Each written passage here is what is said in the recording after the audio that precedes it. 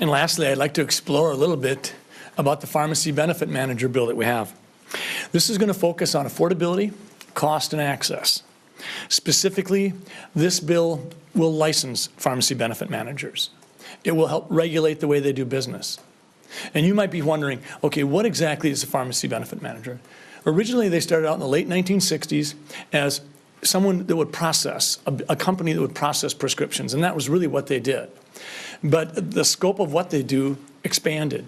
And by the 1980s, some of the pharmacy benefit managers were starting to look at creating tiered formularies.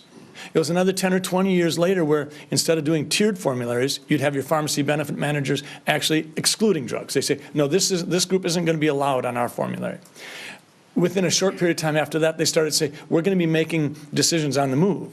Well, that was a huge problem for patients because they would sign up for an insurance plan and they would look at the formulary coverage. And within 3 to 6 months after starting that plan, they would find out that the formulary had changed. And all of a sudden, the medicines that they'd been on for years that had worked were no longer on it. And it wasn't necessarily that it was an expensive trade name drug that they were on. They might have been on a comparably priced agent, but they were having to switch. So pharmacy benefit managers have changed the game. You might wonder, well, why do insurance companies use them? Because business of medicines is big business. 50% of all prescription drugs in the world are consumed by U.S. citizens. 85% of all narcotics consumed in the world are consumed by U.S. citizens. Medicines is a big piece. Over the last 2 decades, we've seen inpatient care drop from 34% down to about 17%. But during that time, we've seen the cost of medicines go from less than 10% to closing in on 30% if you add them up all along the way in the doctor's office, in the pharmacies, in the hospitals, and things like that.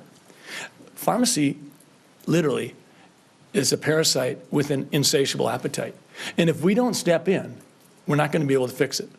So let's go back. What would the supply chain look like to a 10-year-old? The drug would be made.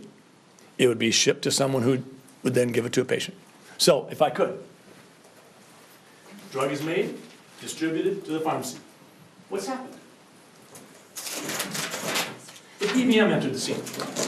Now, did the PBM enter the scene because we wanted to make things convoluted? No, they had a service to provide. And so we need to help the pharmacy benefit managers provide that service in an arena of transparency. We can't have a PBM make a contract with a manufacturer for an inflated price so that they can pass that inflated price on to an independent pharmacy and then get a rebate back for the 50% of the inflated price. And it isn't just about rebates. There are rebate administration fees. There are rebate everything. There's coupons. We see pharmacy benefit managers moving upstream and downstream to capitalize on dollars. And that needs to happen in a transparent environment.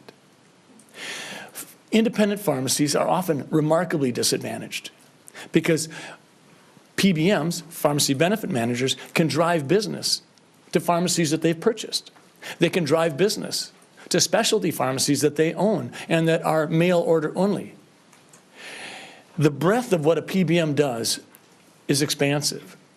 And we need to appreciate what they bring to the table. But we also need to say this has to be done in an open fashion. There's no question formulary changes impact adversely on patients. Another thing that Senator Benson and I have worked hard on is the whole concept of synchronization. Oftentimes, Betty Lou might be getting 2 of her medicines on January 15th, 2 of her medicines on February 4th, and 3 of them on February 27th. And they come to me and say, is there any way I can get them all at the same time? So this bill calls for allowing synchronization 1 time a year without an adverse cost to the patient or to the pharmacy. Right now, that's not in the situation. You may have heard of gag clauses.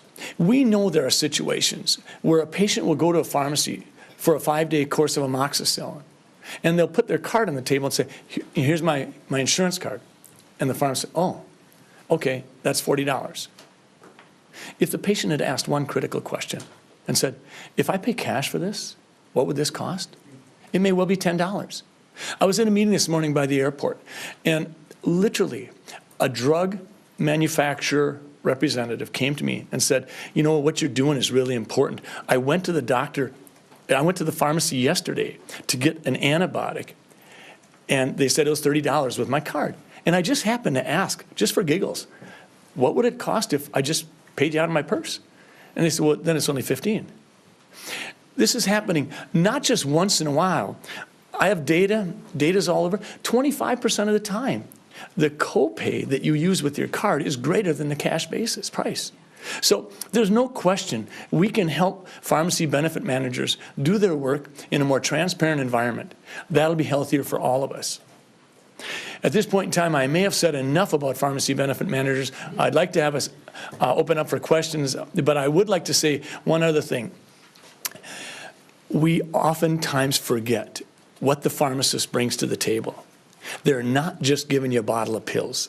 Pharmacists are the ones that oftentimes will have at their fingertips a tablet, if you will, that all they have to do is pop in a couple of clicks, and they've got all your meds there, and it'll pop up any contraindications, any adverse interactions. We don't have that in our doctor's offices.